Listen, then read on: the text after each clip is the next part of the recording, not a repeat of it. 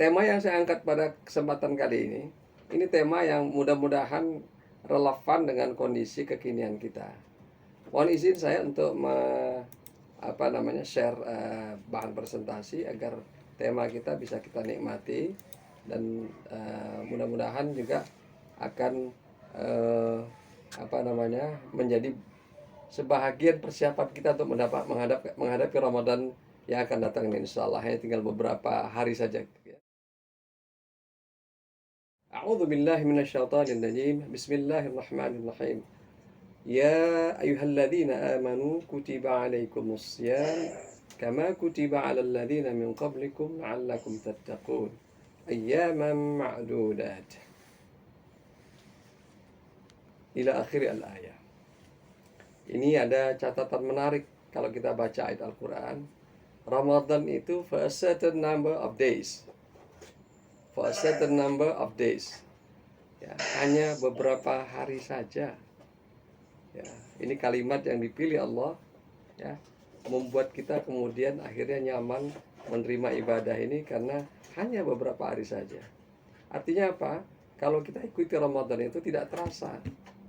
Nanti di akhir bulan Ramadan kita mengatakan kok cuma beberapa hari saja ya. Karena begitu asyiknya Ramadan itu kemudian kita lewati. Nah, seperti apa kemudian Ramadan menjadi asyik? Dan kemudian kaitan dengan tema kita, produktif, kita lanjutkan. Ya, dan mudah-mudahan kita nanti bisa berkesempatan menyampaikan marhaban ya Ramadan, marhaban ya syahrul syam, marhaban ya syahrul Quran, ya.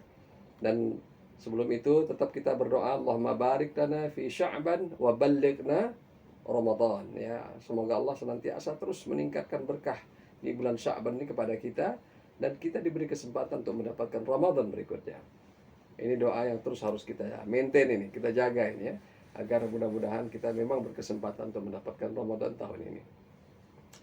Nah, ini sebenarnya bisa dibaca di status WA saja. Saya kalau di WA tuh sering menampilkan status gitu ya, yang itu bisa menjadi bahan renungan buat kita semua. Sebenarnya ini adalah ekspresi saya untuk menyampaikan sesuatu saja gitu ya.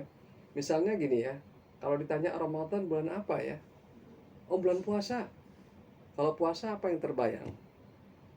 Kira-kira apa yang terbayang Pak Ari? Ternyata rupanya yang paling sering atau yang paling mudah terbayang itu adalah ya haus, lemas, lapar, ngantuk. Belum saya tambahkan tuh, ya. Oke, suara saya cukup jelas? Jelas Pak, jelas. Oke.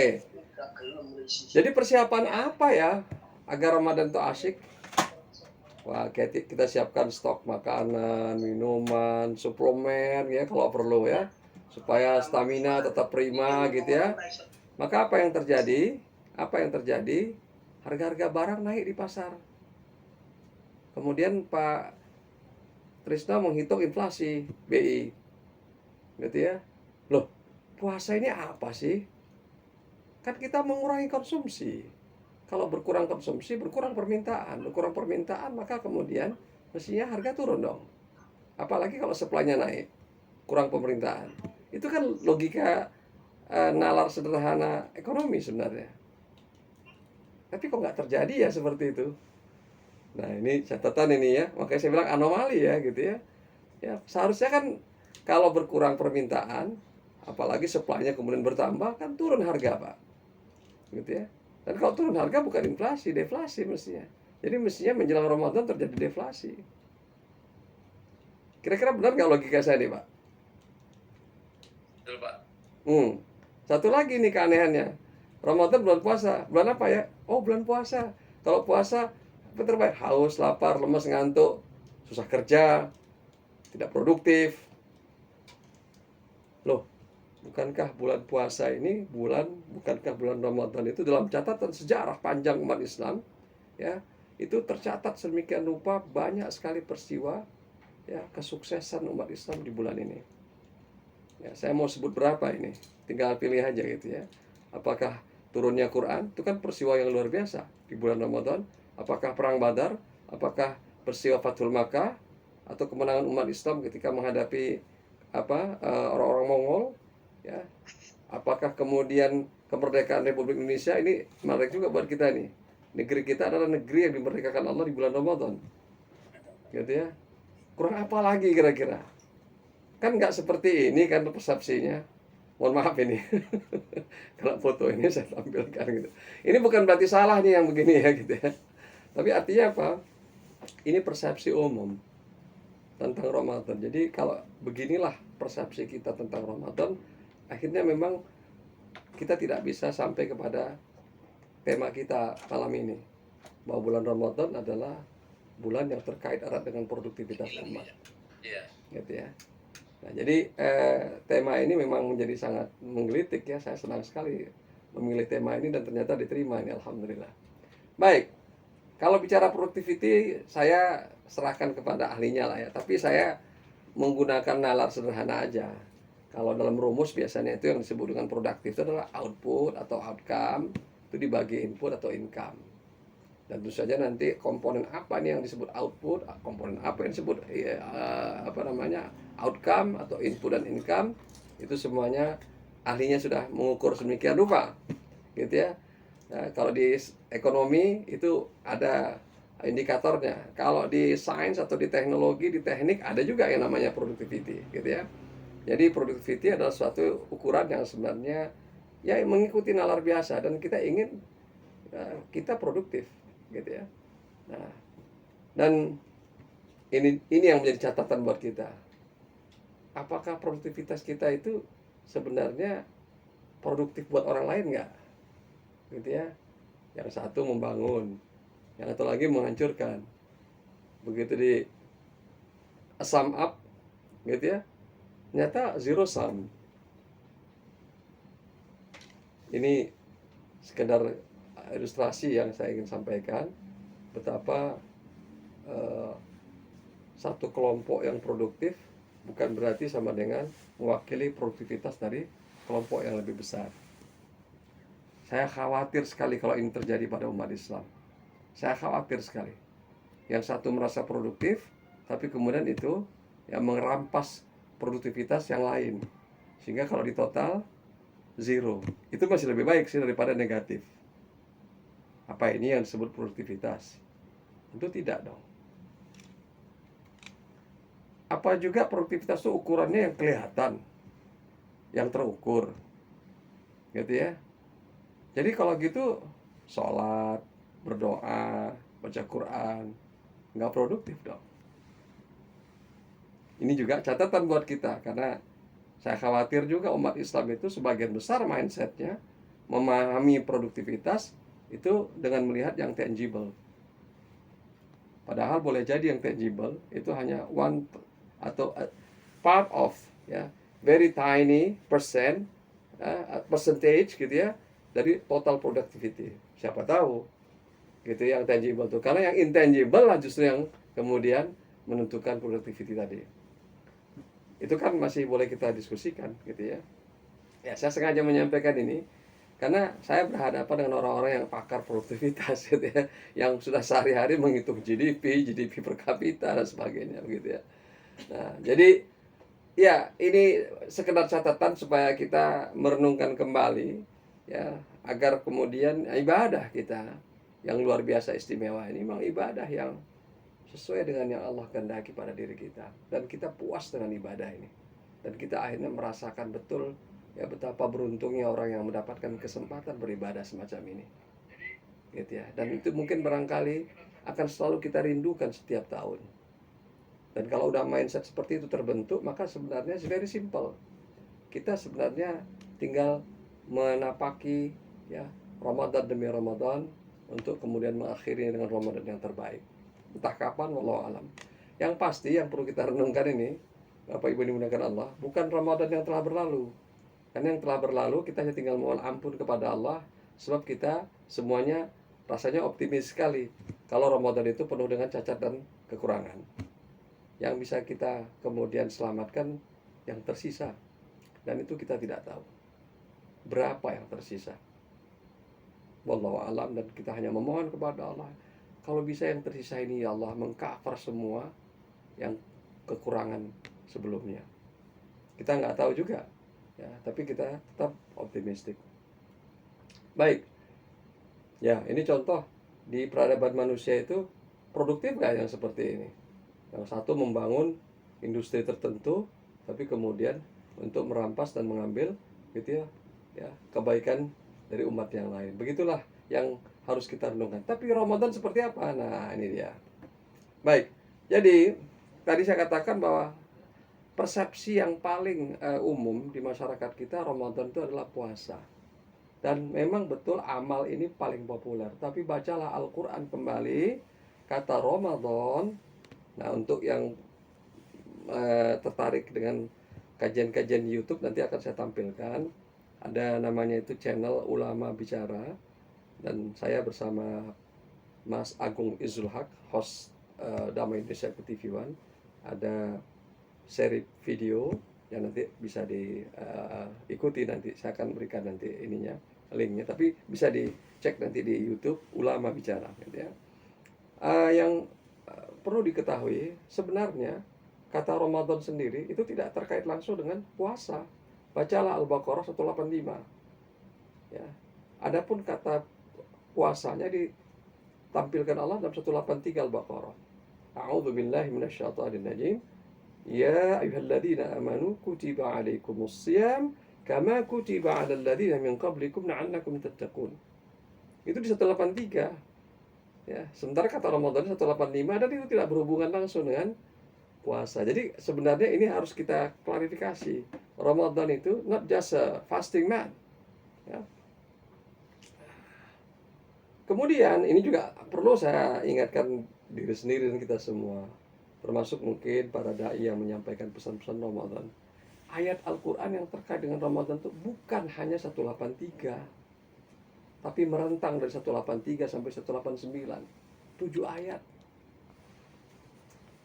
Nah, kalau kita sudah baca 7 ayat ini, maka tahulah kita Ramadan itu ternyata ada paket super hemat, paket super minimalis, ada paket lengkap. Nah, kita pilih yang mana selama ini? Nah, kalau selama ini kita paketnya super hemat, ya memang kita harap maklum lah mendapatkannya. Sama seperti kalau kita beli paket super hemat konektivitas, itu dapatnya apa kira-kira? Nah, ini catatan buat kita semua. Dan boleh jadi masyarakat kita hanya memahami paket super hemat ini. Termasuk saya. Sebelum saya dulu, kemudian sedikit belajar dan diberi Allah kesempatan untuk menambah ilmu. Barulah saya tahu bahwa ternyata Ramadan itu bukan paket super hemat. Kadang-kala paket super hemat pun tak terbeli kita. Ya, artinya paket super hemat Al-Quran ini tidak kita laksanakan. Itu yang sudah super hemat itu. Apalagi yang komplitnya gitu ya. Ya, ini catatan buat kita dan ini kita harus sosialisasikan kepada masyarakat. Kemudian tujuan Ramadan pun sebenarnya bukan hanya satu. Takwa itu hanya salah satu. Baca lagi Al-Quran 183 sampai 189. Kita akan temukan ada 4 ya goals atau objectives ya Ramadan. Masya Allah ya, ini memang yang seperti ini kalau kita eksplorasi kita mungkin agak merasa wow gitu ya. Kenapa? Karena saya merasakan sekali tahap-tahap di mana saya kemudian menemukan Ramadan ternyata rupanya bukan hanya ini gitu ya. Ada persoalan yang berat yang harus kita hadapi di bulan pada umat kita ini, apa itu? Persoalan persepsi. Gitu ya. Persepsi yang sebagian besar boleh jadi memiliki persepsi yang tadi saya sebutkan, gitu ya.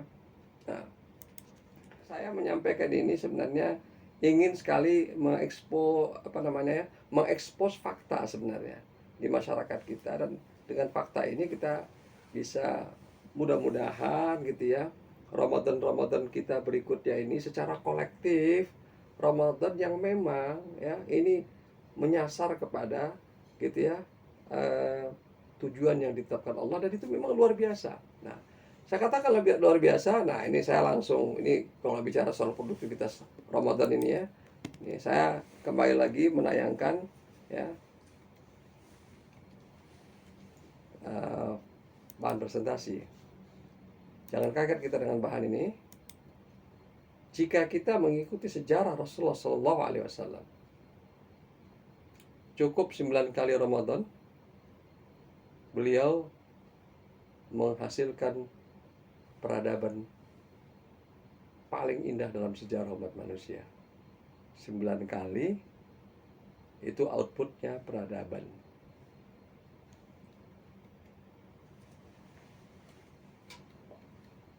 Kita berapa kali, Pak ya? Saya ini maksudnya. Kalau saya hitung-hitung gitu ya, sudah di angka lebih dari 47, Pak, atau 48 kali. Jadi berarti sudah 9 kali 5 plus. Berarti kita dapat jatah, saya dapat jatah 5 kali sudah Rasulullah. 5 kali lipat Rasulullah. Nah, ini yang membuat kemudian kalau makin lama, makin banyak angka ini, makin sedih saya. Karena ternyata outputnya jauh sekali. Nah, ini catatan buat kita.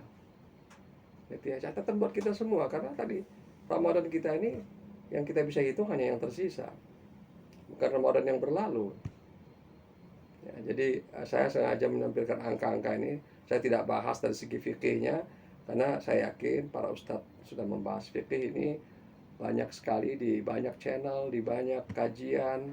Bahkan kita bisa dengan mudah melalui teknologi internet mengunduh, memilih berbagai tata cara, prosedur, kaifiat, apapun namanya yang berkaitan dengan ibadah Ramadan.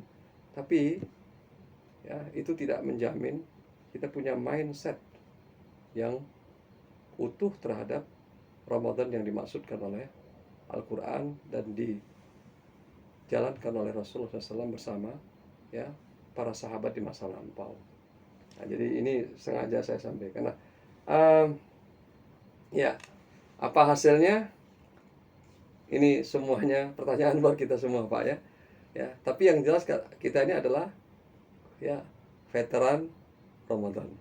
Kira-kira benar nggak nih Pak Tris ya, Pak Trisno ya? Kita ini semua veteran ya. Jadi udah berkali-kali nih sebenarnya kita ya. Jadi apa namanya? Ya alhamdulillah kita patut syukuri ya. Di dunia ini kita menikmati Ramadan lebih banyak dari Rasulullah SAW.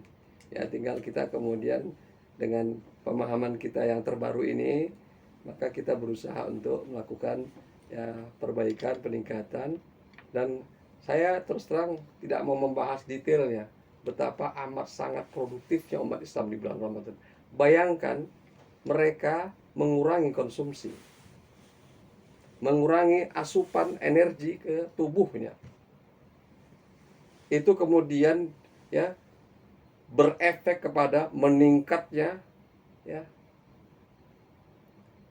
kesabaran mereka, meningkatnya kemudian kepedulian mereka, meningkatnya kemudian upaya-upaya mereka untuk menolong kepada sesama, meningkatnya kemudian sholat mereka, meningkatnya kemudian kuantitas dan kualitas bacaan Al-Quran mereka, meningkatnya infak dan sedekah mereka pada saat mereka mengurangi konsumsi pada diri mereka.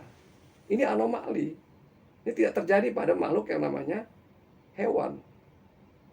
Kalau inputnya dikurangi, maka pada hewan itu akan terjadi gangguan. Makin berkurang dia kemudian bisa menimbulkan kematian. Tapi orang berpuasa Ramadan tidak. Memang luar biasa ibadah Ramadan ini. Jadi wajarlah kalau 9 kali Rasulullah menunaikan ibadah Ramadan. Jika dilaksanakan sedemikian rupa, maka jadilah Ramadan yang sangat produktif. Dan kemudian kita tidak perlu sebenarnya berpuluh kali Ramadan untuk mengubah keadaan diri kita, keluarga kita, dan umat ini serta peradaban manusia. Wallahu a'lam bishawab. Ini sebagai pengantar ya, kita perbanyak waktu yang tersisa untuk diskusi. Baik Bapak Ibu, sambil menunggu dari Bapak Ibu pertanyaan, silakan angkat tangan atau interupsi langsung atau menggunakan chat room. Saya lihat di chat juga belum ada. Gak apa-apa. Pak Ustadz, kalau Ya. gitu saya bertanya Pak Ustadz. Ya, silakan. Tadi Rasulullah bisa dalam 9 kali Ramadan bisa merubah peradaban gitu. Bagaimana caranya Pak Ustadz? Apa yang dilakukan oleh Rasul gitu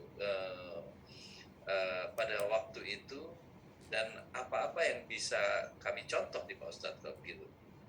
Ya, oke, terima kasih, menarik sekali dia pertanyaan. Ini to the point nih langsung pertanyaannya ya. Apa ini rahasianya ya? Ya, jadi kalau kita berupaya untuk mengumpulkan fakta-fakta sejarah, kemudian ayat Al-Quran, hadits-hadits Nabi gitu ya. Nanti kita akan temukan beberapa poin yang bisa kita simpulkan ya. Apa kunci sukses ya ibadah Ramadan Rasulullah SAW? Yang pertama adalah Ramadan ya itu bukan sebuah peristiwa tunggal. Ramadan bukan ibadah yang dimonopoli oleh satu ibadah tertentu. Ramadan itu adalah ekspo akbar alam semesta ini yang hanya bisa ditandingi oleh ibadah haji. Itu Ramadan. Tidak ada lagi ekspo terbesar di muka alam semesta ini yang lebih besar lagi dari Ramadan ya kecuali ibadah haji. Itulah Ramadan. Ya. Bukan hanya umat Islam, tapi alam semesta ini mereka yang bukan Islam pun menikmati. Kalau Indonesia itu sudah jadi rahasia umum. Di bulan Ramadan itu orang mendapatkan rezeki. Ya. Itulah Ramadan. Nah, jadi Ramadan bukan bulan biasa. Dan bagi mereka yang tidak memahami, mengenal Ramadan ini memang rugi besar. Gitu. Yang Rasulullah menyebutkan kalau mereka sempat dahulu luput menjalani ibadah Ramadan ini, tidak tergantikan selama hidupnya. Karena tidak akan ada lagi Ramadan yang sama persis dengan apa yang luput di masa lampau. Itu disebutkan dalam hadits Nabi. Ya, betapa ruginya mereka yang nggak mengenal Ramadan ini. Jadi Ramadan Rasulullah adalah Ramadan yang dengan mindset yang benar. Jadi mindset kita harus perbaiki. Ramadan bukan sekedar bulan puasa. Ramadan bukan sekedar kita kemudian ganti waktu biologis. Tidurnya malam jadi tidurnya siang. Gitu ya, makannya siang jadi makannya malam. Itu kan mindset yang harus kita perbaiki. Bukan. Kalau itu yang jadi mindset kita ya memang tidak akan mendapatkan mantan Rasulullah. Bahkan saya khawatir kalau ditambah juga jatahnya nggak dapat apa-apa juga. Karena memang terlalu kecil. Nah ini, jadi mindset kita rubah. Satu. Yang kedua, maka dengan seperti itu kita tambah terus dong ilmu. Nah kita jadi tahu bahwa Ramadan itu sebuah expo besar yang harus kita datangi counter-counternya. Kalau dia sebuah expo, exhibition, kita harus datangi, nikmati semuanya. Jangan cuma satu. Jangan cuma puasa. Kan Quran mengatakan juga, ya, فَمَنْ كَانَ مِنْكُمْ مَرِيضًا أَوْ عَلَى سَفَرٍ فَعِدَّةٌ مِنْ أَيَّامٍ أُخَرَ وَعَلَى الَّذِينَ يُطِيقُونَهُ فِدْيَةٌ طَعَامُ مِسْكِينٍ. Oh, kita dianjurkan berinfak, bersedekah, membayarkan zakat. Gitu ya. Kita dianjurkan lagi untuk apa? Baca Al-Quran. Kita dianjurkan paket itu, kalau saya hitung-hitung, kurang lebih ada kurang lebih ya itu ibadah Ramadan itu ya itu 12-13 ibadah Ramadan. Jadi coba kita hitung ya, Ramadan itu apa aja ibadahnya itu ya. Satu, puasa atau saum. Yang kedua, ya, bersedekah. Ya, atau kita komplitkan saja, zakat, infak, sedekah. Yang ketiga, interaksi dengan Quran. Yang keempat, memperbanyak zikir dan doa. Yang kelima, kita harus lebih mesra dengan keluarga. Ayatnya panjang sekali di dalam Al-Quran kaitan dengan Ramadan ini. Disebutkan bahwa pasangan-pasanganmu bagikan pakaian bagi kamu. Untuk apa bulan Ramadan yang kita menahan syahwat tapi dibicarakan urusan istri, urusan suami? Kan aneh ini ya. Aneh ya kalau dipikir-pikir ya. Nah, karena apa? Karena di Ramadan itu bukan pamer kesaktian, kekuatan, bukan. Gitu. Kalau ada orang kemudian berpuasa untuk mendapatkan kesaktian, ya dia dapat kesaktian mungkin, gitu ya. Nah, tapi dia nggak dapat Ramadannya, gitu yang lengkap. Ramadan itu enggak, kita bukan sakti di sini, tapi kita jadi lebih mesra dengan keluarga. Kemudian kita etikaf di masjid, membangun kesadaran bermasjid, sampai kemudian juga kesadaran terhadap harta yang halal atau haram. Dan yang terakhir, kita juga menyadari bahwa Ramadan itu tidak bisa terjadi kalau tidak kita perhatikan yang namanya pergantian waktu. Yas'alunaka 'anil ahillah. Itu ayat 189. Mereka bertanya tentang hilal. Ya. Masya Allah. Jadi belum lagi kalau bicara kita Ramadan itu ada silaturahminya, Ramadan itu ada apanya lagi ya? Iktikaf umrohnya gitu ya. Itu kalau dihitung banyak sekali. Nah, maka nikmatilah Ramadan itu sebanyak-banyaknya. nanti kita akan merasakan Ramadan yang pernah dicapai atau dinikmati oleh Rasulullah. Kira-kira gitu Pak, sementara ya. Baik, eh, Pak Ustadz. Kaitannya juga dengan seperti ini Pak Ustadz. Kalau kita melihat bahwa justru Ramadan ini kan dimaknai sebagai bulan ibadah Pak Ustadz. Iya. Bulan ibadah. Sehingga tadi yang disampaikan oleh Pak Ustadz, ibadahnya semua ditingkatkan Pak. Iya. Bukan hanya puasanya, jadi zikirnya juga, lalu kemudian sholat malamnya juga, kemudian semua urusan ibadah ditingkatkan. Nah, tapi kesannya terus kemudian urusan dunianya ditinggalkan Pak Ustadz. Nah, sebagai contoh ini di budaya kita di sekarang, orang ya sebagian pulang berhenti usahanya karena beristirahat di bulan Ramadan dan fokus. Bisa terdengar suara saya? Mohon maaf ini. Bisa terdengar Pak Ustadz? Oh bisa ya. Oh tadi terputus sejenak ya. Suara saya terdengar Pak Ustadz? Terdengar. Nah tadi sempat terputus sejenak. Ya, jadi bahkan ada sebagian teman-teman saya itu juga kalau sudah minggu terakhir di bulan Ramadan itu bahkan mengambil cuti itu Pak Ustadz. Ya. Ya, biar apa itu dapat Lailatul Qadar. Jadi bisa dimaknai bahwa sebetulnya Ramadan ini bulan ibadah.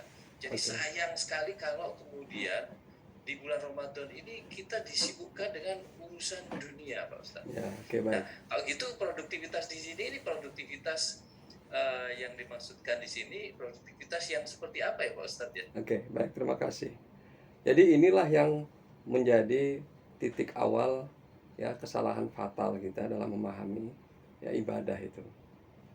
Ibadah dalam Islam itu utuh dia, lengkap. Ada cangkangnya, ada isinya. Kalau sel itu ada plasma, ada inti. Kalau ngambil salah satunya itu sel mati namanya. Kita ambil plasmanya, intinya kita buang, maka plasma ya nggak menghasilkan produktivitas. Karena yang menjadi tempat gen atau DNA itu ada di inti. Kalau kita ambil intinya, tanpa plasma, inti akan mati. Begitulah ibadah yang kalau kita pahami tidak utuh. Karena kita memahami ibadah itu yang ritual. Padahal ibadah yang lengkap itu ritual dan non-ritual. Bulan Ramadan itu ibadahnya lengkap, ritual dan ritual. Rasulullah berperang di bulan Ramadan, perang Badar. Itu ritual atau non-ritual? Ya, non-ritual. Gitu ya. Itu di waktu yang cukup panas sebenarnya itu. Ya, itu terjadi di kira-kira bulan Juli. Dan itu kalau di daerah subtropik utara itu berarti musim panas. Ya. Saya ketika berpuasa di Amerika bulan Juli jadi ya, kita ya. Bulan Juli itu sebenarnya 16 jam, 17 jam berpuasa di sana. Kok bisa menghasilkan satu prestasi besar gitu dalam peradaban mereka? Gitu ya. Nah, jadi salah kaprahnya kita di sini. Gitu ya. Nah, jadi akhirnya ya tadi terjadilah. Maka pertama kita harus perbaiki mindset kita tentang ibadah. Ibadah itu totalitas. Tidak ada kita pisahkan antara mahdoh dengan ghair mahdoh. Kalau ada orang mengejar mahdohnya saja, dia melupakan ghair mahdohnya atau muamalatnya, ya memang akhirnya dia akan dapatkan sensasi ibadah ritualnya. Tapi dia kehilangan kesempatan yang non ritualnya dan akhirnya boleh jadi dunianya dia tidak mendapatkan. Dan mudah-mudahan dapat akhirat. Tapi saya khawatir gak dapat dua-duanya kalau sekalian niatnya pun salah. Jadi tidak ada pilihan, kita kembalikan kepada keutuhan. Ya, dunia akhirat itu satu paket. Bahkan Rasulullah pernah membatalkan puasanya di bulan Ramadan tahun ke-8 Hijriah. Jadi Rasulullah itu sebenarnya fullnya cuma 8 kali. Ada 1 tahun beliau sampai tanggal 18 saja. Yang apa? Terjadi peristiwa Fathul Makkah. Beliau bersama kurang lebih 10.000 umat Islam dari Madinah ke Makkah. Ya, di satu tempat tidak jauh dari Makkah. Beliau sudah melihat bagaimana umat Islam itu yang mengikuti rombongan dalam kesulitan, maka agama yang memang Allah turunkan ini adalah agama yang manusiawi, maka Allah berikan kemudian rukhsah, ya keringanan, puasanya ganti bulan depan, ya nanti pada hari yang lain, gitu ya. Kita berbuka supaya apa? Menguatkan diri, menenteramkan hati, ya, dalam situasi yang berat. Jadi ibadah pun boleh digeser untuk keperluan yang sifatnya publik.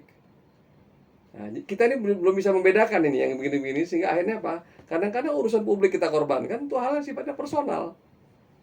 Padahal urusan itu lebih tinggi nilainya di sisi Allah. Ya, misalnya gini, melayani umat, melayani masyarakat. Kebetulan kita tugas yang diberikan Allah, ya pekerjaan itu adalah di situ. Dan akhirnya kita tidak kuat nih berpuasa, rukhsahnya ada itu bahkan. Ya. Tapi kita tidak kemudian mencari-cari kemudahan. Gitu. Tapi memang karena ya Allah, saya menjalankan tugas ibadah yang lain, yang ini adalah bagian dari kemuliaan diri saya, kemuliaan juga ibadah saya, tapi saya sampai tidak kuat untuk melakukan ibadah ini, maka diberikan keringanan. Gitu ya, sampai seperti itu dalam Islam itu. Jadi memang kalau seperti itu cara memahaminya, insya Allah dunia akhirat dapat. Kita nggak berhenti, Kak, jadi kemudian jadi berubah ininya, siklusnya jadinya gitu ya. Nah, jadi ya ini memang bagian dari edukasi dakwah, ya, bagaimana dakwah, termasuk juga tugas berat para dai, bagaimana kemudian juga menjelaskan Ramadan itu harus utuh, jangan dijelaskan hanya satu bagian saja.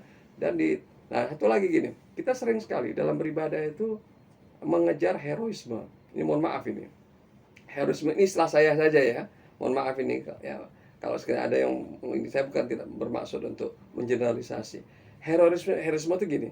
Kita ingin kelihatan tuh wah hebat banget gitu. Padahal sebenarnya ibadah itu ukuran keberhasilannya adalah ikhlas, bukan heroik. Nggak perlu berat-berat amat kalau nggak ikhlas, atau membuat kita mengeluh. Berat sekali ya. Atau kita menghilangkan sisi yang lain yang seharusnya itu adalah komplementer gitu ya. Hanya gara-gara kemudian heroik banget nih, kita pingin tahajud, kalau perlu sholat malam 3 juz nih gitu ya, baca Qur'annya. Ya Allah ya Karim, Rasulullah itu nggak setiap malam seperti itu gitu ya. Nah, kalau kita paksakan sesekali nggak apa-apa seumur hidup. Tapi kalau kemudian kita paksakan seperti itu seolah-olah itu menjadi kewajiban kita, saya khawatir nanti ada yang kurang gitu ya. Karena yang paling seimbang itu ya Rasulullah. Nggak ada lagi manusia yang paling seimbang sebagai contoh kecuali Rasulullah SAW. Makanya ya boleh kita sesekali umroh Ramadan, tapi kalau tiap Ramadan umroh terus, ya saya khawatir juga jangan-jangan ibadah sosial yang lain kurang. Kenapa? Kan umroh itu ada biayanya. Ya, sekali umroh tuh kita mungkin habis 50 juta. Padahal orang lain kalau 50 juta itu udah 5 masjid. Dan mungkin ada 20 orang mu'alaf. Gitu loh kira-kira ya. Nah, kita tanggalkan kesempatan itu, kita kemudian berasyik umroh di sana, padahal itu tidak mesti harus tiap tahun. Bukan berarti kemudian kalau kita diberi Allah kelebihan lagi, Ustaz saya ini udah bantu mu'alaf, udah bantu ini, masih lebih juga Ustaz, ya silakan. Mau tiap hari juga boleh. Itu kan berarti orang ini super istimewa. Tapi kan berapa orang di antara kita yang seperti itu? Sebagian besar kita ini orang biasa. Gitu ya. Nah, jadi menurut hemat saya, mari kita nikmati Ramadan itu gitu ya, sebagaimana Rasulullah menikmati Ramadan. Tidak perlu harus heroik, tapi yang pasti adalah niatnya harus bersih. Kemudian seimbanglah dengan postur diri kita masing-masing.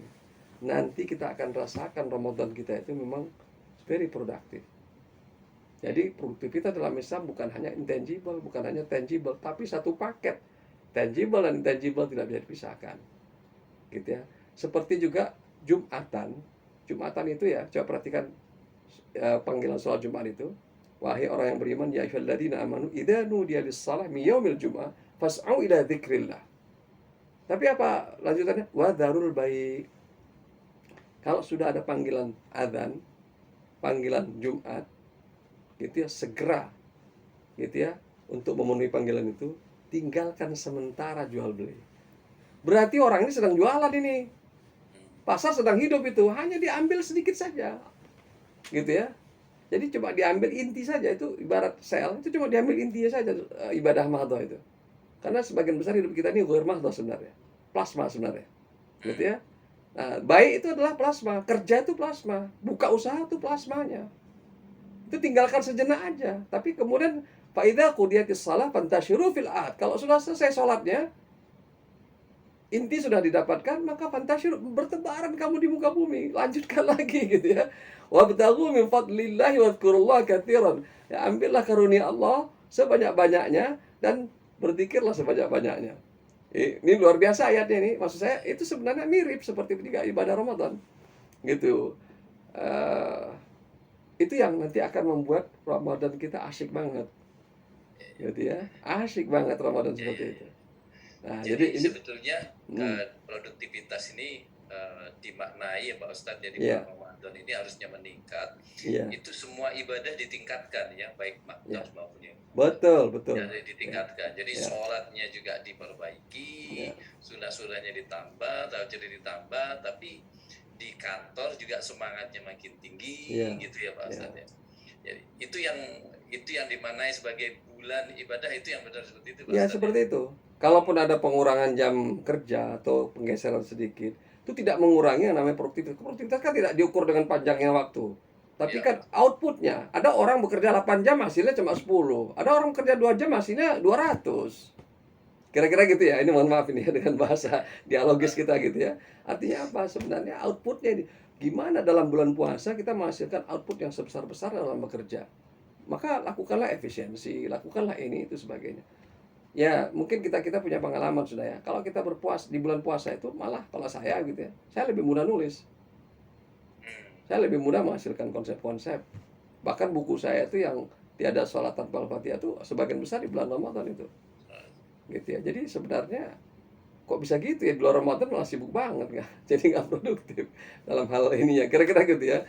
Ini kan hanya karena kita ini terjebak dengan mindset, dengan persepsi Ramadan itu puasa, puasa fisik, fisik lemah, lemah, malas, ngantuk sebagainya. Ah, udah gitu. Padahal nanti kalau kita belajar Ramadan ya Rasulullah, puasa ya Rasulullah, apalagi kalau konsumsi kita itu tepat gitu ya. Kita tahu mana yang harus kita dahulukan kalau kita sahur, kalau kita berbuka, itu nanti tubuh kita nggak dipengaruhi lagi oleh konsumsi yang dikurangi hanya dalam waktu sekian jam gitu ya. Tentu ada pekerjaan tertentu, saya tidak mau over generalisasi, ada pekerjaan tertentu yang memerlukan fisik yang sangat berat sekali. Pada yang mereka itu termasuk yang bermusafir, Quran kan sudah mengatakan ambil darur lain gitu ya, boleh geser ke waktu yang lain. Itu ayat Quran mengatakan tuh, jangan maksa. Udahlah kerja kita beratnya bukan main gitu ya, secara fisik, dan kita tahu itu amanah Allah kepada kita. Kemudian kita maksa juga, pingsan soalnya di jalan Pak, kira-kira gitu ya. Dan itu bukan salah puasanya, karena kita nggak baca Quran aja di dalam bulan puasa itu kita dibolehkan untuk menggesernya, gitu ya. Ayyam faman kana minkum maridan au ala safar. Bahkan kata faman kana minkum maridan ini redaksinya mirip terulang pada 185. Tadi 183, 184. Wa man kana maridan au ala safar fa'iddatu min ayyamin ukhra. Ya, nanti bilangannya di hari yang lain. Jadi realistis sebenarnya Ramadan ini gitu ya. Nggak maksa-maksain sampai kemudian ini. Kira-kira gitu. Ya.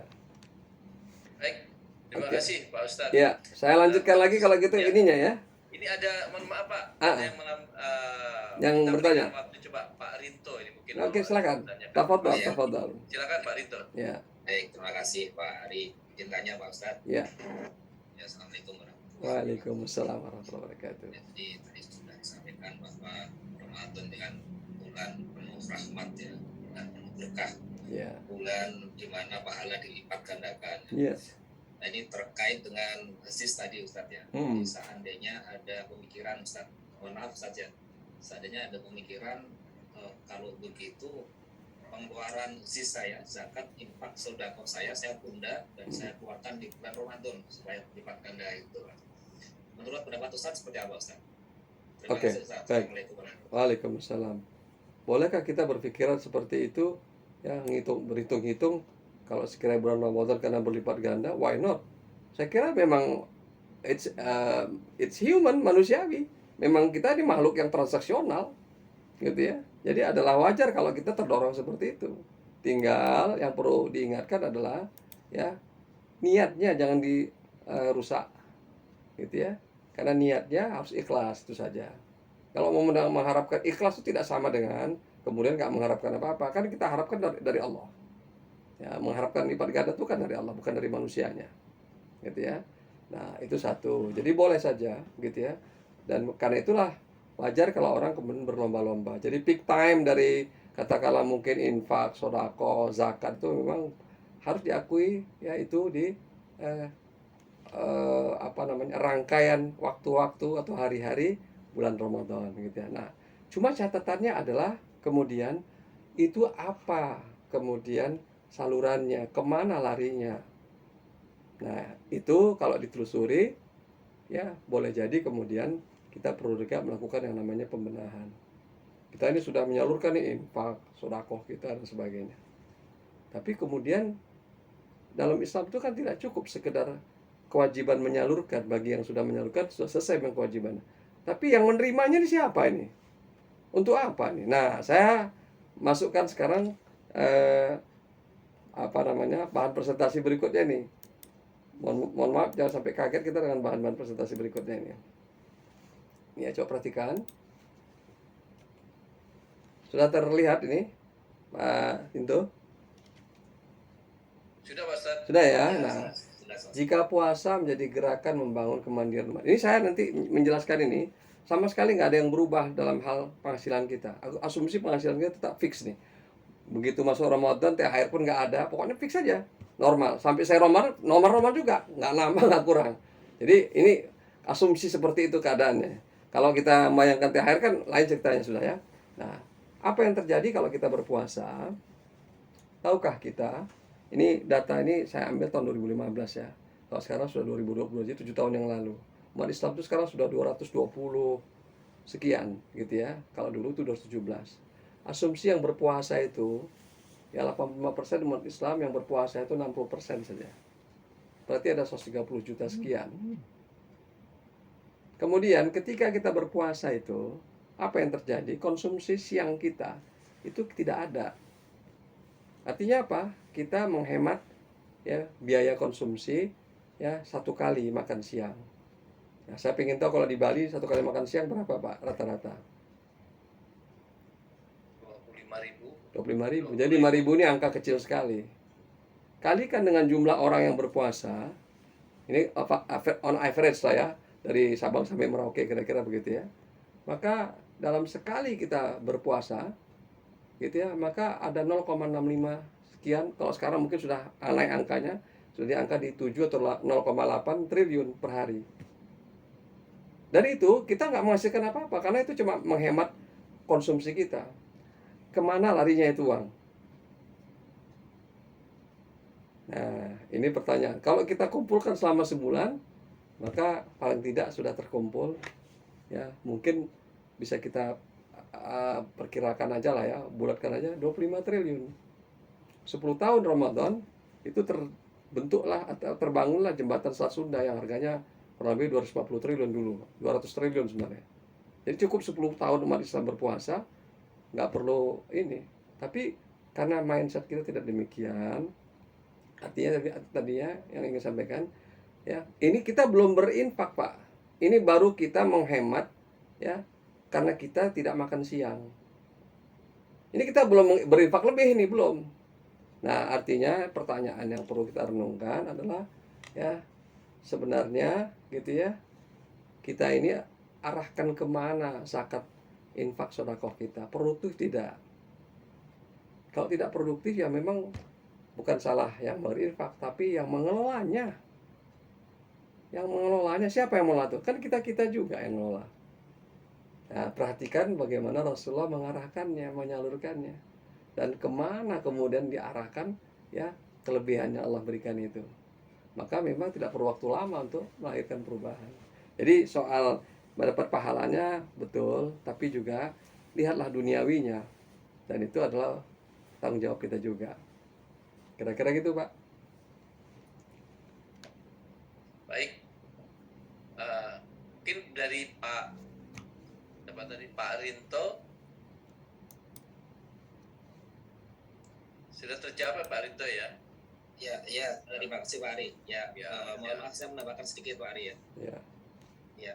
Jadi kalau konsep yang saya tanyakan tadi itu artinya kan misalnya per bulan itu kita infak 100.000 katakan gitu ya Pak Ustadz ya. Ya, Nah, kemudian pemikirannya ya karena tujuannya untuk melipat gandakan pahala tadi, ini per bulan kita kurangi nih 50.000 saja nih. Nah, kemudian 50 misalnya itu kita kumpulkan. Nanti pada bulan Ramadan baru kita infakkan katakan seperti itu atau kita sumbangkan ke masjid misalnya seperti itu. ya, Nah, di sisi lain barangkali pertanyaannya kebutuhan umat itu kan tidak hanya di bulan Ramadan ya Ustadz ya, tetapi di betul. bulan-bulan lain itu kan umat tuh butuh itu ya, Iya, seperti itu Ustadz. ya.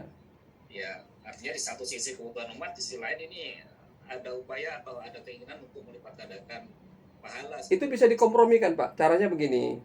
Nah, ini juga mindset kita tentang bagaimana hukum Islam tentang pengelolaan zakat misalnya. Zakat itu ya cuma zakat fitrah yang harus dihabiskan tuntas sebelum masuk sholat Id. Tapi zakat mal tidak, nggak ada ketentuan zakat mal itu langsung dituntaskan tahun itu juga. Kalau nggak dituntaskan tahun itu maka kemudian dianggap celah ini, seolah-olah tidak. Nah, kemudian disalurkan ke siapa, asnaf yang mana, itu baru zakat ini. Dan zakat itu kecil sekali, 2,5% dari kelebihan. Itu pun kalau haulnya 1 tahun. Sebenarnya yang harus kita hitung jangan zakatnya. Jadi kalau kita punya mindset ibadah utuh itu, di balik ibadah zakat itu, apa yang diperintahkan Allah? Bahwa kita harus memenuhi ya syarat-syarat supaya kita menjadi muzaki. Syarat menjadi muzaki itu kita harus produktif. Ya, memenuhi syarat tertentu. Kalau misalnya kita nggak produktif, nggak mungkin kita bisa berzakat. Zakat mal. Berarti kita kerjanya harus lebih hebat. Kemudian penghasilan kita angkanya harus di atas nisab. Kalau dikurang dari nisab ya nggak bisa. Kalau kita orang yang ternyata produktivitas tinggi, kemudian juga pengeluaran besar karena kita tokoh dan sebagainya, ternyata rupanya di bawah nisab bisa saja. Ya, maka nggak terkena zakat. Itu satu. Ada lagi yang saya ingin sampaikan nih, mudah-mudahan kepada bapak sekalian, ibu sekalian ya, ini menjadi inspirasi bagi kita lah untuk memperbaiki ekonomi umat. Sebenarnya ya, selain zakat tadi, kita akan mengeluarkan bahasa ekonominya yang namanya expense. Betul nggak kira-kira? Tapi kita keluarkan untuk apa ini? Untuk keluarga kita, untuk diri kita, untuk kita juga kemudian menikmati sesekali perjalanan sebagainya. Semua pengeluaran itu kepada siapa kita berikan? Seharusnya yang menampungnya dan mengelolanya itu juga umat Islam. Begitu sebenarnya ajaran Islam itu. Jadi kalau kita bepergian, contoh gini ya, umat Islam itu kalau masuk bulan Ramadan, menjelang bulan Ramadan dan menjelang Lebaran itu mudik. Tapi lihatlah di industri yang namanya transportasi. Mohon maaf ini kita tidak perlu membangun semangat kebencian. Tapi aneh sekali mengapa bukan umat Islam yang mengelolanya. Karena ternyata 90% transportasi itu gitu ya, kecuali transportasi yang dikelola oleh negara, ternyata bukan orang Islam. Orang Islamnya hanya pulangnya saja, tapi lupa dia mengelola kendaraannya. Lupa dia mengelola ya agar kemudian meng-create atau industri kendaraannya. Gitu. Ini sama seperti gini, kita kurban, tapi Australia kemudian diuntungkan. Mudah-mudahan Australianya masuk Islam. Kira-kira gitu. Makin banyak kita kurban, nah makin besar lah kemudian impor kita. Saya sih nggak mengatakan itu salah juga. Kita doakan aja, semoga mereka mendapatkan hidayah dengan cara itu. Tapi sebenarnya ajaran Islam tidak begitu. Ajaran Islam tuh dibalik perintah kita berzakat, maka dibalik itu kan harta kita semua nih. Harta kita 100% nih. Kan yang diambil cuma sedikit, yang sisanya mana? Itu dipakai juga untuk yang lain. Itu harus karena Allah juga. Maka diserahkan juga. Kita mengelola katakanlah housing, itu harus juga umat Islam yang paling tahu mengelolanya. Kenapa? Karena umat Islam yang tahu membuat konsep housing yang itu memenuhi syarat-syarat ibadah yang bagus. Jangan dibuat rumah tapi kemudian nggak jelas kiblatnya. Jangan dibuat rumah kemudian kita ibadahnya bingung. Kita keluar komplek jauh sekali. Ini contoh saja gitu. Kenapa? Yang buat bukan kita, bukan orang Islam. Adalah wajar gitu. Dan nggak bisa menyalahkan mereka. Mereka adalah saudara kita sama-sama manusia. Jadi bukan situ sisinya, tapi kita harus mengoreksi diri. Nah, saya ingin menekankan itu. Kalau zakat itu kecil sekali, Pak. Yang besar itu infak. Nah, infak itu ini adalah sebutan Al-Quran. Setiap expand yang kita keluarkan, walaupun untuk keluarga kita, walaupun kita untuk bersenang-senang, itu namanya infak semuanya. Kan kita mau bersenang-senang nih, saya mau wisata ke Bali, tapi mau kenapa? Karena Allah nih, saya mau ketemu Pak Sutrisno, kan silaturahmi gitu ya. Saya mengeluarkan biaya 5 juta gitu ya. Kan pengeluaran itu. Iya, nggak apa-apa karena Allah. Infak namanya itu dalam Islam. Infak, Pak. Ya, infak. Wa mimma razaqnahum yunfiqun. Nah, ini infak kita yang sebenarnya sekarang ini bermasalah. Kita nggak tahu infaknya kemana aja harinya gitu ya. Nah, maka marilah umat Islam tidak perlu menyalahkan yang lain. Ayo nih kita sadar aja terhadap kehebatan ibadah kita nih. Makanya saya kepada teman-teman saya di Masjid Al-Ikhlas tempat saya mengelola, indah sekali sholat Jumat itu. Kenapa? Kita nggak perlu mengumpulkan orang seperti pasar. Kalau kami buat acara di hari Ahad, mengumpulkan orang susah banget. Gitu ya, karena orang sibuk liburan dan sebagainya. Kalau Jumat datang sendiri, karena yang manggil Tuhan, saya bilang. Yang manggil Allah, datang sendiri mereka. Ustadz gak manggil-manggil itu. Mohon sekiranya jamaah berkenan, datanglah ke masjid kami, ya, karena kami akan mengundang. Nggak ada, datang sendiri. Toto datang 500 orang. Alhamdulillah. Tapi kalau kita tidak sambut mereka dengan sambutan yang baik, kita tidak berikan jamuan yang baik, rohani dan jasmani, maka event itu berlalu begitu saja.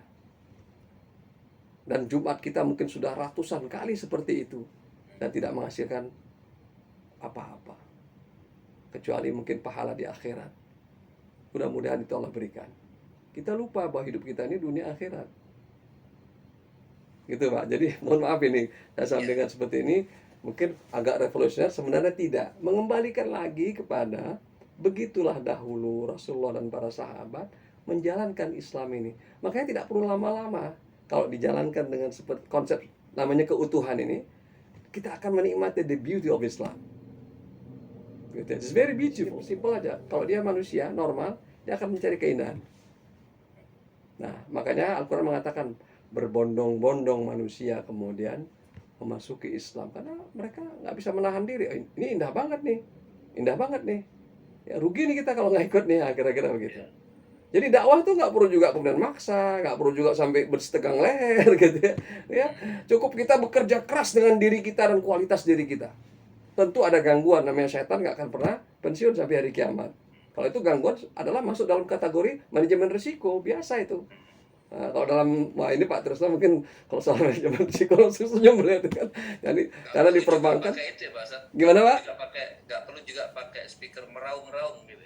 Ya, dalam hal tertentu ya nggak relevan juga. Karena apa? Karena Islam itu ajaran yang sebenarnya seimbang. Itu sebenarnya paling penting.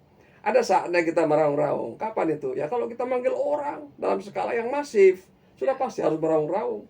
Tapi kalau dalam skala tertentu, Rasulullah berbisik cuma. Gitu. Apakah bisikannya harus kemudian kita pakai lagi tambahan? Kan enggak gitu. Ini Islam ini memang, makanya terus terang saya termasuk orang barangkali yang personally gitu ya, mengalami proses di mana saya merasakan nikmat Islam itu walaupun dengan keterbatasan ilmu. Ya Allah, sayang sekali, indah sekali rupanya Islam ini. Begitu hebatnya, tapi kita gitu ya sebagai orang yang menjalankan ya nggak terlalu hebat. Jadi gini, kita diberikan wahana secanggih pesawat ulang-alik Challenger, tapi kita cuma tahu gitu ya, dan ilmu kita, keterampilan kita hanya bisa datang dan mendekatinya. Itu paling tinggi cuma selfie Pak, selfie aja kita nggak tahu tombolnya manfaatnya apa, dan insya Allah kita nggak akan pernah bisa naik ke langit. Walaupun pesawat itu udah disediakan, Pak ini gratis Pak, buat Ustadz nih, gratis nih, Bapak kalau mau pakai silakan, gratis loh. Tapi karena kita nggak tahu ilmunya, nggak tahu caranya, nggak tahu ininya, badan kita juga nggak memenuhi syarat, makanya paling tinggi yang bisa kita lakukan selfie kita di dekat pesawat ulang-alik gitu, kira-kira gitu. Dan itu sudah hebat sekali juga gitu dibandingkan yang nggak selfie gitu ya. Tapi tentu saja kita berharap agar kita mendapatkan manfaat sebesar-besarnya. Itu kan adalah mindset kita yang normal, manfaat sebesar-besarnya. Mumpung kita diberikan nikmat hidup, maka kita manfaatkanlah kesempatan yang Allah berikan ini. Nah, semangat ini yang harus kita dorong ini, gitu ya. Tadi saya katakan Ramadan itu kita sudah nggak bisa hitung lagi yang sudah berlalu, karena itu sudah berlalu. Yang belum ini, ya kira-kira dapat apa ini kita yang belum, entah berapa kali lagi kita musim Ramadan yang kita akan dapatkan. Gitu Pak. Baik, Pak Ustadz, the beauty of Islam. Ya. Wah, luar biasa. Nah, ya. Setuju Pak Ustadz nih. Baik, slide-nya sudah habis Pak Ustadz. Slide-nya saya tayangkan. Ini sekedar bahan renungan buat kita gitu ya. Jadi semoga Allah memberikan kita kesempatan ya. Jadi betapa produktifnya umat Islam itu kalau sekiranya mindsetnya seperti tadi utuh, kemudian dia seimbang, kemudian juga menjalankan apa yang Allah minta itu, kemudian produktif gitu ya. Tahu misalnya tadi gini, ini contoh aja Pak, ini contoh. Misalnya kita dianjurkan oleh Rasulullah untuk menyediakan buka puasa ya, karena orang yang menyediakan ini pahalanya sama dengan orang yang berbuka. Tapi hati-hati juga, anjuran ini kalau tidak kita organize itu menjadi kemubadziran. Kenapa? Semua kita berlomba-lomba memberikan buka puasa, padahal sebelum puasa Ramadan penduduk Islam itu 220 juta, pas Ramadan kan nggak jadi 440 juta. Betul nggak kira-kira? Kan dia nggak naik 2 kali lipat gara-gara Ramadan. Dia tetap aja 220. Berarti yang makan tuh sebenarnya segitu-segitu aja. Nggak perlu kemudian kita sediakan berkali-kali lipat. Kalau gitu Ustadz gimana nih? Saya niatnya mau ngasih sumbangan untuk ini. Ya diatur, makanya harus ada organisasi. Kalau semuanya milih yang di ibadah itu saja, karena ada hadisnya, kita lupa bahwa sebenarnya tanpa disebutkan hadisnya, ibadah yang lain kan banyak sekali sebenarnya yang memerlukan juga pembiayaan. Tapi karena kita ini hanya cenderung pada yang tekstual seperti itu, maka kita habis di situ, lupa kita bahwa sebenarnya maksud Rasulullah itu seperti apa, konteksnya apa. Lihat bagaimana masa Rasulullah di mana makanan itu sangat terbatas dan hampir paceklik. Kalau di kita itu melimpah ruah. Saya terus terang sebagai ustadz ini repotnya kalau bulan Ramadan itu bawa besek itu Pak ya, dari masjid ke masjid itu banyak sekali sehingga kulkas itu penuh gitu ya. Besoknya lagi saya nggak bisa makan karena sahur gitu ya. Ya Allah, dalam hati saya kok saya jadi mubadir ya gitu ya. Maka saya sekarang sudah beberapa tahun lamanya ini kami biasakan di rumah itu kami kurangi, benar-benar kami kurangi. Gitu ya, toh yang datang juga banyak, udah kurangi aja kita. Nanti kita mubadir nih, sementara kita mengajarkan kepada umat jangan mubadir gitu ya. Nah, kalau gitu bagaimana? Alihkan kepada sesuatu yang produktif. Ya, sama sebenarnya pahalanya itu. Kalau Rasulullah mengatakan sama dengan pahala orang yang berpuasa. Kalau sekiranya yang kita alihkan ke arah yang produktif ini, ternyata 100 kali orang yang berpuasa pahalanya. Kira-kira kita senang nggak kira-kira itu? Kan senang. Hanya kan kita nggak perlu hitung-hitungan sampai seperti itu jelimetnya. Kalau benar-benar infak kita itu, misalnya gini, infak kita itu memperkuat infrastruktur umat. Sehingga umat tidak kemudian, contoh gini ya, transportasi itu mahal. Kalau infrastruktur umat ini kemudian dibiayai oleh dana infak umat, maka sebenarnya cost of money-nya berkurang. Maka beban itu berkurang bagi umat. Maka mereka lebih produktif karena tidak perlu mengeluarkan beban yang besar untuk sebuah pekerjaan yang berulang-ulang. Dan kemudian mereka bisa melakukan, mengalihkannya kepada yang lain. Tapi sekarang ini kan tidak. Karena begitu banyak yang harus kita keluarkan untuk hal seperti itu, maka tinggal sedikit yang tersisa.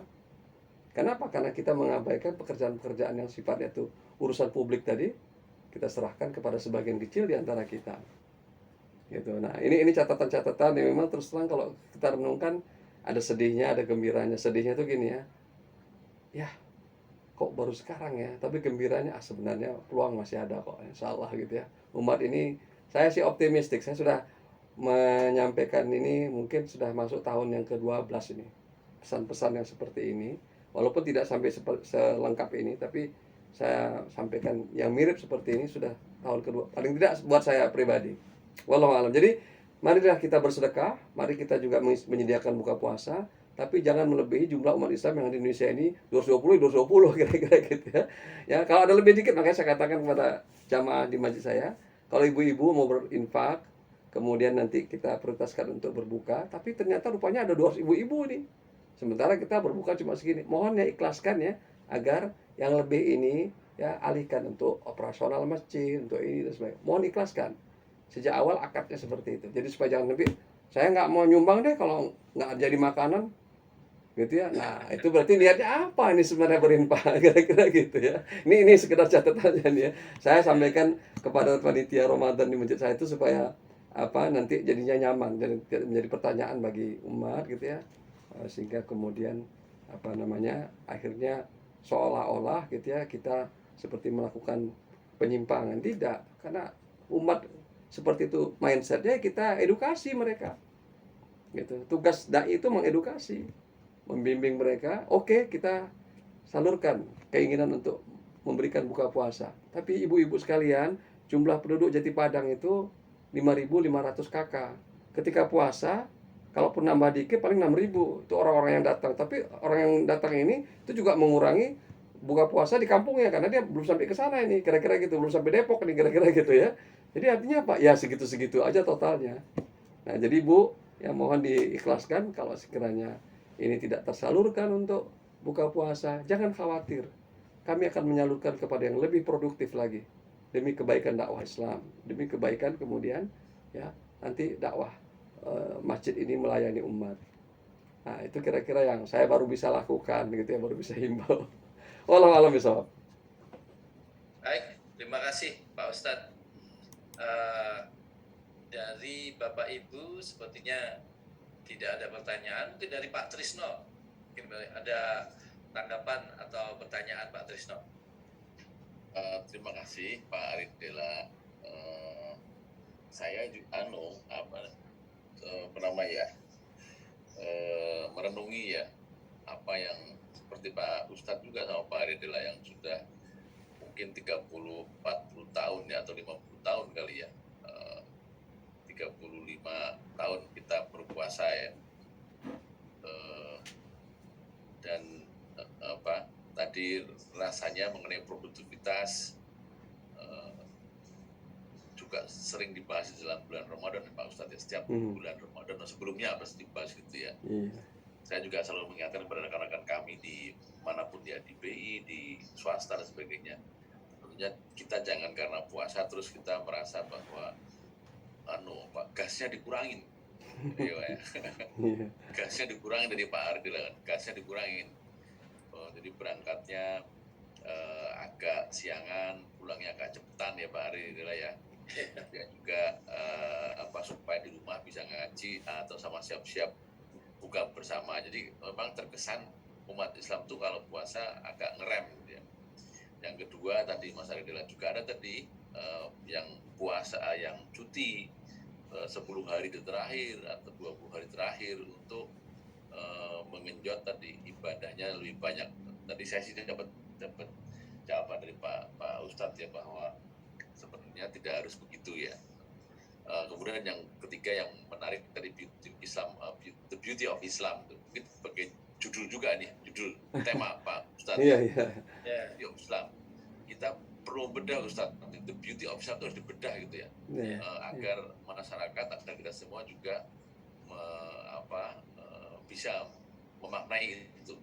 Dan jujur saya juga meyakinin Pak Ustadz, Pak Rendela, Pak Ridwan, bahwa Islam itu luar biasa. Cuma saya kan mungkin ilmunya nggak terlalu dalam, jadi saya merasakan bahwa Islam itu luar biasa sebenarnya. Cuma karena banyak sangat tahu, maaf saya ada fikroh dan macam-macam ormas sebagainya yang kok jadi berbeda gambarnya Ustadz. Dia beda-beda. Saya mesti lihat gambar siapa ini. Gimana Ustadz? Jadi ataukah saya stick dengan pribadi saya, bahwa saya yakin Islam itu luar biasa, baik gitu ya. Dan saya juga berusaha untuk menerapkan apa yang ada di dalamnya, walaupun sedikit Ustadz. Saling membantu, menghormati, apapun kita lakukan yang kebaikan gitu ya, kita doakan kebaikan. Tidak ada dalam diri saya musuh ya, semuanya adalah teman gitu ya. Bahkan kalau musuh saya dekatin gitu ya, apapun agama yang saya dekatin, itu hanya Islam yang bisa begitu, dugaan saya. Tapi tadi itu kalau waktu kita bergabung dengan orang-orang yang berbeda agama, kalau dia di grup-grup itulah nyorotinya berbeda. Nah itu Islam yang mana yang dipakai mereka ini? Gimana Ustaz? Jadi kita baru bisa menghargai bulan itu kalau dari kejauhan, kan kita lihat utuh dia dan kelihatan terangnya. Kalau dari dekat kita berada di sana itu kayak debu aja gitu ya, terus kayak padang pasir gitu, kering gitu ya. Kalau yang menurut cerita mereka yang sudah mendarat ke bulan gitu ya. Sama juga bumi itu kelihatan indah kan ketika kita di ruang angkasa gitu ya. Jadi artinya gini, sebenarnya the beauty of Islam itu tidak lagi perlu diragukan. Kita sudah tahu bahwa Islam ini turun gitu. Karena Allah sendiri sudah mengatakan dalam haditsnya Rasulullah, apa itu? Allah itu indah, mencintai keindahan. Innallaha ya jamil, yuhibbul jamal. Itu hadits sahih itu. Ya, Allah itu very beautiful, the most beautiful, and He loves beauty. Gitu ya. Jadi udah pasti di agama indah sekali. Gitu ya. Nah, tapi kalau kita berada di tengah hiruk pikuk itu, maka kita nggak melihat. Karena begitu kita lihat pandangannya terbatas dan akhirnya kita merasa sesak dada kita nih. Makanya bergeraklah kita sedikit menjauh ke arah langit, kira-kira begitu ya. Orang-orang yang biasanya merenung, biasanya seperti Rasulullah berusaha untuk bertahanut, dia akan melihat, sebenarnya Islamnya indah banget, gitu ya. Kok selama ini saya kayak hiruk pikuk begini gitu ya. Dia akan baru bisa melihat. Coba kalau yang sudah pernah ke gua Hira Jabal Nur itu, kan baru dari kejauhan tuh baru kelihatan Makkah itu ini, lembahnya gitu ya. Nah, jadi itu harus kita lakukan, Pak. Gitu ya. Harus ada upaya-upaya seperti itu agar kita kemudian, umat juga harus seperti itu. Jangan dia disibukkan dengan hiruk-pikuk tadi itu. Lupa dia bahwa sebenarnya masih ada ruang yang lain gitu ya. Lupa dia masih bisa melihat dari sisi yang lain gitu ya. Gitu ya. Dan akhirnya habis waktunya gitu ya berkutat di situ. Ya, rugi, sayang gitu ya. Karena para nabi dan rasul pun sebenarnya ya orang-orang yang pilihan nih ya, yang paling tinggi kualitas kemanusiaannya, ternyata jalan hidupnya adalah mereka menikmati keindahan itu. Diberi Allah kesempatan untuk melihat dari jarak tertentu. Dan akhirnya mereka menjadi orang yang paling mensyukuri gitu ya, menikmati seluruh proses itu. Karena mereka sudah tahu, lihat, kita juga harus mengajak umat seperti itu. Ya boleh kita dalam satu kesempatan hiruk pikuk dan ini, tapi sekali lagi gitu ya, para nabi pun, contoh gini nih, saya sempat memberikan satu pertanyaan sederhana. Karena sebagian kita misalnya ini contoh sederhana aja. Ustaz, kata orang kalau beragama tuh jangan pakai akal, harus pakai dalil. Kemudian saya mengatakan, aneh ya. Kalau menurut hemat saya, gitu ya, akal sama dalil itu bukan harus bertentangan. Lagi pula tidak disebutkan dalam Quran sungguhnya akal itu menentang dalil. Bahkan justru dalil itu yang mengajak kita berakal. Mau contoh yang sifatnya praktis, coba baca buku-buku fikih. Syarat sah sholat, apa itu? Akil, balik. Akil itu artinya berakal. Syarat sah sholat itu yang awal sekali adalah akil, balik. Akil itu artinya berakal, balik, cukup umur. Cukup umur aja kalau nggak berakal nggak boleh, nggak sah sholatnya. Berarti ada akalnya di situ. Yang nggak boleh mungkin maksud orang tadi itu yang bertanya tadi atau yang mengatakan itu, mungkin maksud beliau itu adalah jangan mengakal-akali agama. Kalau itu benar saya bilang. Ya, tapi kalau nggak pakai akal, orang pakai akal aja belum tentu sadar, apalagi nggak pakai akal beragama. Ya insya Allah wassalam. Justru akal ini dinaikkan Allah setinggi-tingginya dengan agama ini. Dan kita menikmati beragama yang berakal. Seperti Rasulullah, seperti Nabi Ibrahim menikmati ya, permintaan kepada Allah, Rabbi arini kaifa tuhyil mauta awalam tu'min qal ya bala walakin liyatma'inna qalbi. Ya Allah, saya mau tahu bagaimana menghidupkan yang mati. Apa kamu nggak beriman? Oh, saya beriman ya Allah. Cuma saya minta bukti supaya menenangkan hati saya. Rupanya orang beriman itu ternyata belum tentu tenang. Itu Nabi Ibrahim, Pak. Al-Baqarah 260, silakan cek nanti itu ya. Atau di antara ini ya, lewat dikit atau ini. Kira-kira itu. Ketika baca ayat itu, plong hati saya, ya Allah, selama ini saya kadang-kadang saya memohon kepada Allah minta bukti, agak-agak takut saya. Itu apa saya dilancang, berlebihan. Rupanya enggak, Nabi Ibrahim aja begitu. Tapi kita kan bukan menentang Allah. Kita mengimaninya. Dengan keimanan itu kita minta supaya keimanan itu kemudian menenteramkan hati kita. Dan itu ada bukti. Dan Allah berikan bukti. Dan begitu kita menyaksikan bukti, ya Masya Allah, Subhanallah, keren habis memang. Saya punya pengalaman kecil aja nih Pak ya, supaya kita dengan pengalaman-pengalaman empirisnya kita jadi makin kuat. Satu ketika saya janjian ketemu seseorang di Jakarta. Ini terjadi mungkin kira-kira sekitar lebih dari 15 tahun yang lalu. Berarti alat komunikasi juga masih terbatas, nggak ada WA, SMS pun terbatas gitu ya. Kalau nggak salah SMS belum ada waktu itu, masih telepon ini gitu ya, suara gitu ya. Jadi kami janjian ketemu satu tempat, tapi karena belum pernah ketemu, jadi nggak tahu wajahnya, cuma janjian aja. Pas sore itu saya mau pulang kantor, ada teman bawa mobil. Pulang yuk bareng sama saya. Di Jakarta ditawarin naik mobil kan asik tuh. Tapi tak kenapa hati saya kok mengatakan nanti dulu deh. Gitu ya. Saya kok rasanya masih belum mau pulang. Begitu teman saya itu pulang pakai mobil, dalam hati saya ada rasa penyesalan. Ini saya ini apa-apaan sih? Saya janji mau ketemu orang. Ini tawarin pakai mobil. Kok kamu kemudian tolak gitu ya? Ini nalar saya apa sih gitu ya? Saya masih bertanya nih. Kemudian datang teman saya bawa kendaraan Vespa. Terus dia nawari juga, yuk bareng yuk. Terus tiba-tiba saya jadi pingin pulang. Naik Vespa, kena angin gitu ya. Dan kemudian cuma diturunkan satu tempat. Kalau nggak salah pertigaan Kalibata, saya masih ingat itu. Selamat mati saya, ya Allah. Tadi saya dapat fasilitas istimewa. Memang saya sebelumnya sudah mohon pada Allah, ya Allah, kalau saya bertemu dipertemukan dengan tepat sebagainya. Gitu ya, sholat dulu saya, supaya kalau ketemu itu pas. Tapi dalam hati saya kok kayak gini nasib saya nih hari ini gitu ya. Dalam hati saya nih, kalau kita nggak kuat-kuat iman kan kita ini kok nasib agak-agak sial nih kira-kira gitu kan ya. Tapi saya terus yakin sekali, ya Allah, ini engkau ini hebat sekali nih, ya sempurna ini gitu ya. Kemudian ketika saya mau melanjutkan perjalanan, saya lihat angkutan umum waktu itu Metro Mini ya, itu lewat kosong. Kan mestinya kata nyaman memilih itu, tapi kaki saya nggak bergerak Pak, mengejarnya. Begitu datanglah Metro Mini yang terseok-seok, penumpangnya penuh, saya seperti didorong habis-habisan mengejar Metro Mini yang terseok-seok itu. Dan begitu saya masuk, dan kemudian saya hampir nggak bisa masuk karena padatnya penumpang itu. Wajah pertama orang yang saya lihat adalah orang yang mau saya temui di tempat itu, di mobil, di bus itu. Itu siapa yang bisa menggerakkan sehingga bertemunya persis seperti itu? Kalau bukan Allah Subhanahu wa taala. Probabilitasnya kecil sekali di Jakarta terjadi begitu. Dalam hati saya, ya Allah, ini kalau kita minta bukti, kayak gini dikasih bukti. Gitu. Masih nggak percaya? Gitu ya. Keren banget bukti Allah. Itu kan kalau saya hitung probabilitasnya, misalnya saya tergerak untuk menolak bus, naik mobil sama teman, itu kan mungkin mestinya itu persentasenya kecil dong. Itu lebih nyaman kan. Kita biasanya cenderung dengan kenyamanan dan sebagainya. Tapi kan Allah sudah tetapkan. Kamu kan tadi berdoa pagi-pagi, kamu pengen ketemu dengan seseorang kan? Iya. Gitu. Udah dipenuhi nih permintaannya. Kamu minta bukti kan? Nah, silakan.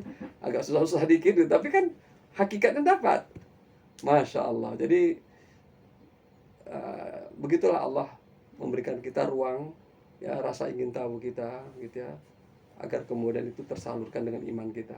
Jadi tidak ada kamus yang akal sama iman itu berbenturan. Kalau ada yang berbenturan itu berarti satu, akalnya salah, atau kedua cara dia mengimani juga salah. Yang benar adalah itu terjalin menjadi satu keindahan yang tadi akan kita rasakan, keindahan agama itu. Ya Allah, kita mengimani Allah dan Rasul, kita mengimani Quran, tapi kita juga mendapatkan ya pencerahan pada akal kita. Yang nggak boleh mengakal-ngakali Pak. Ya, terima kasih. Ini banyak insight baru, setidaknya Pak Ustadz, untuk saya sendiri banyak Sama-sama, insight Pak. baru yang saya dapatkan. Mudah-mudahan demikian juga dengan jemaah yang lainnya. Dan apa ya, alhamdulillah topik ini bisa tersaji beberapa minggu, 2 minggu sebelum Ramadan tiba. Alhamdulillah. Sehingga pesan dari Pak Ustadz tadi benar. Mudah-mudahan Ramadan ini semakin banyak yang kita dapatkan, ya. Amin. Karena Amin. ibadah baik yang yang ritual maupun non ritual akan kita tingkatkan, sehingga produktivitasnya semakin tinggi. Itu salah satu insight. Insight lainnya tadi, the beauty of Islam, ya. Mestinya ini perlu dikaji lebih dalam lagi. Topik tersendiri bisa ya Pak Ya mudah-mudahan nanti kita atur waktunya. Udah ya Allah berikan izinkan insyaallah. Terus kemudian yang terakhir tadi itu juga insight yang bagus banget ya. Apa jadi kita itu